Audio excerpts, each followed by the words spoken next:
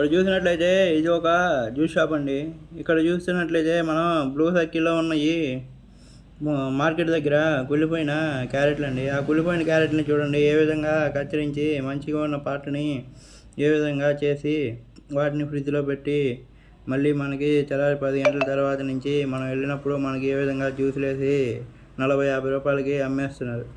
ఈ విధంగా చేయడం వల్ల జనాలు జ్యూస్ తాగితే ఆరోగ్యం అని అనుకుంటున్నారు, కానీ ఇలాంటి జ్యూసులు తాగడం వల్ల ఆరోగ్యమేమో కానీ అనారోగ్యం వచ్చే ఛాన్సులు ఉన్నాయి. చూడండి మరి ఇలా ఈ ఒక్క జ్యూస్ షాపుంటే కాదు, చాలా జ్యూస్ షాపుల్లో ఈ విధంగా జరుగుతుందండి. దయచేసి బయట కాకుండా ఇంటి దగ్గరే మీకు కొంచెం కష్టమైనా సరే మీరు ఇంటి దగ్గర చేసుకోవడంలోనే ఆరోగ్యం ఉందండి. బయట చేస్తున్నట్లయితే అంతా కల్తీ కల్తీ కల్తీ.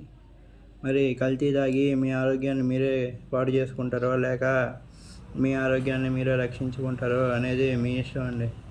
ఇది అయితే ఒక సోషల్ మీడియా ఆర్టికల్లో వచ్చిందండి. చూడండి మరి క్యారెట్లు ఏ విధంగా కుళ్ళిపోయినాయో. మరి ఇక్కడ చూస్తే క్యారెట్లు కుళ్ళిపోయిన పార్ట్ తీసేసి ఉన్న చిన్న చిన్న పార్ట్లను ఇక్కడ వేసేసి వాటిని మిక్సీలో వేసి జ్యూస్ పట్టేస్తున్నారు. కానీ మనం చూడం కదండి క్యారెట్లు ఏ విధంగా ఉన్నాయి అనేది. ఆ విధంగా ఉందండి. సరే ఇంకా మీ ఇష్టం అండి. ఇది ఒక ఆర్టికల్ అయితే వచ్చింది, దీని గురించి అయితే ఈ విధంగా చెప్తున్నారు.